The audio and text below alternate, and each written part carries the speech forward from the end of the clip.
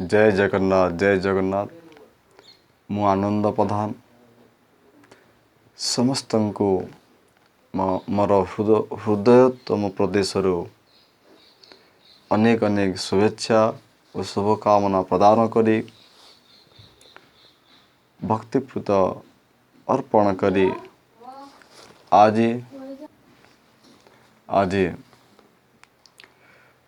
स्वरचित काव्य भजमन हेब धन्यर चतुर्थ सर्गर किछि पद्यांश आपण मानू श्रवण कराइबा को जाउछि। यह आउथरे कहि दउछि स्वरचित भजमन हेबधन्य काव्यर चतुर्थ सर्गर किछि पद्यांश आपण मानकु मु सुनाइबा को जाउछि। श्रवण करंतु। केहि रही नाही रहिबे नाहीटी भवरंग मोहि तले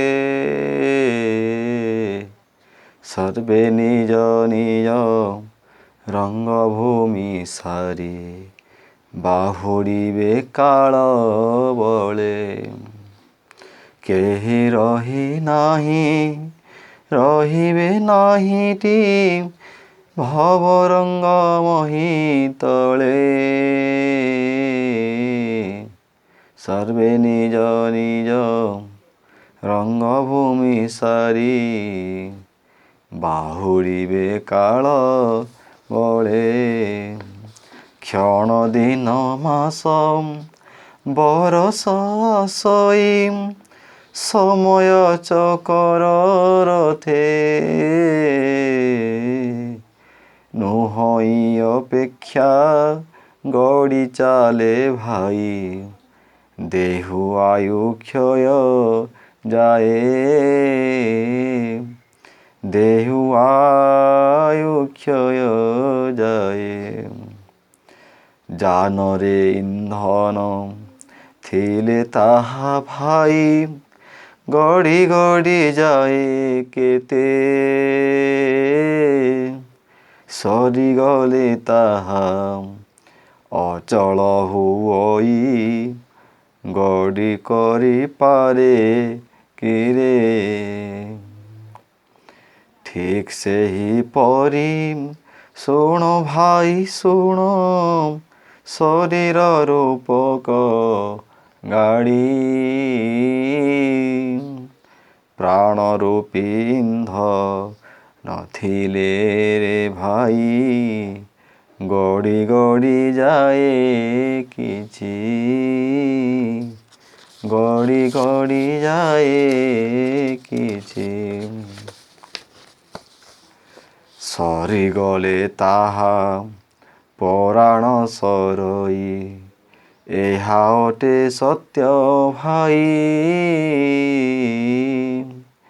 बेलु सावधान हुओरे हे जनम राम कृष्ण हृदय ध्याई।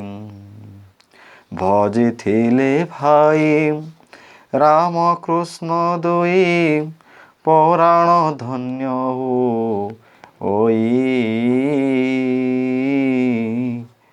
से पराम्भर सृष्टिर करता आनंद हृदय जयी आनंद हृदय जयी। आउ टिके आगु को पढ़िबा। सत्य जुगे भाई सत्य जुगे भाई थिला चारिपाद मुकति लभिवा पाई त्रेतयारे पुणी एक पाद गला तीनी पाद आउ रही।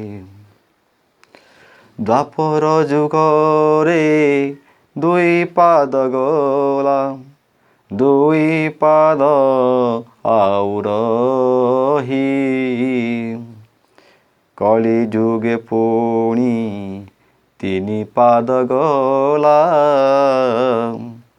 ଆଉ ଏକ ପାଦ ରହି, ଏକ ପାଦ ଖାଲି ରହିଛି ହେ ଭାଇ, ପ୍ରଭୁଙ୍କୁ ଭଜିବା ପାଇଁ।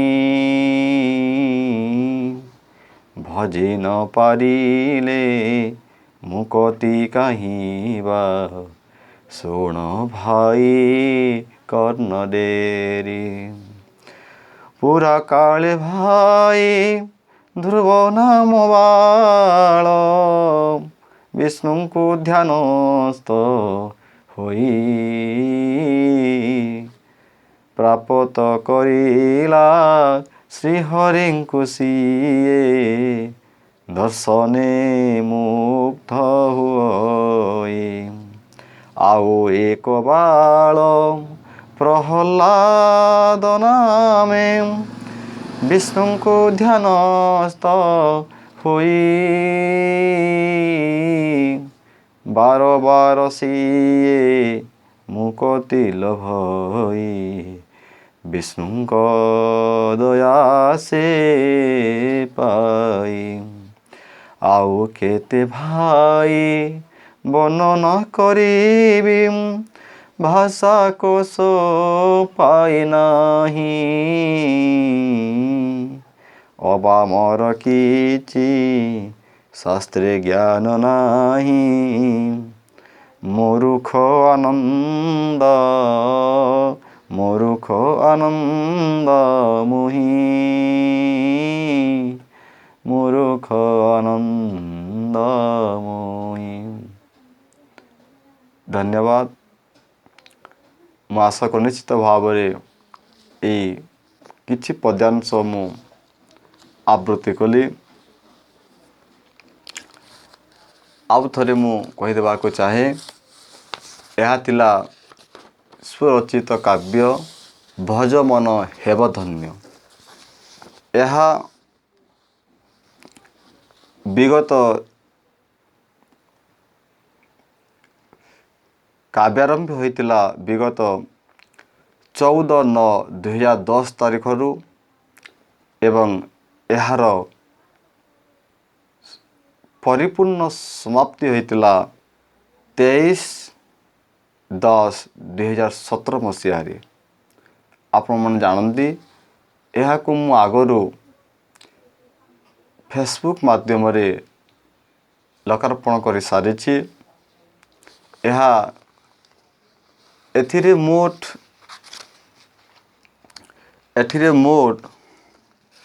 5ଟି ସର୍ଗ ସ୍ଥାନ ପାଇଛି।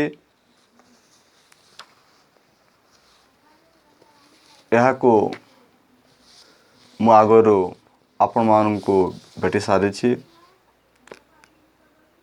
ଲିଖିତ ମାଧ୍ୟମରେ ଫେସବୁକ୍ରେ। ଏହାକୁ ମୁଁ ୟୁଟ୍ୟୁବ୍ ମାଧ୍ୟମରେ ପୂର୍ବବତ୍ ପ୍ରଥମରୁ ସମୟ ପାଇଲେ ଆରମ୍ଭ କରିବି। ଏହି କାବ୍ୟକୁ ପୁନଃ ୟୁଟ୍ୟୁବ୍ ମାଧ୍ୟମରେ ମୂଳରୁ ଶେଷ ପର୍ଯ୍ୟନ୍ତ କ୍ରମଶଃ ପ୍ରଦାନ କରିବାକୁ ମୁଁ ଚେଷ୍ଟା କରିବି। ଏହା ଆପଣମାନଙ୍କୁ ମୁଁ କିଛି ଶୁଣାଇଲି, ନିଶ୍ଚିତ ଭାବରେ ଭଲ ଲାଗିଥିବ। ରଖୁଛି। ଜୟ ଜଗନ୍ନାଥ, ଜୟ ଜଗନ୍ନାଥ।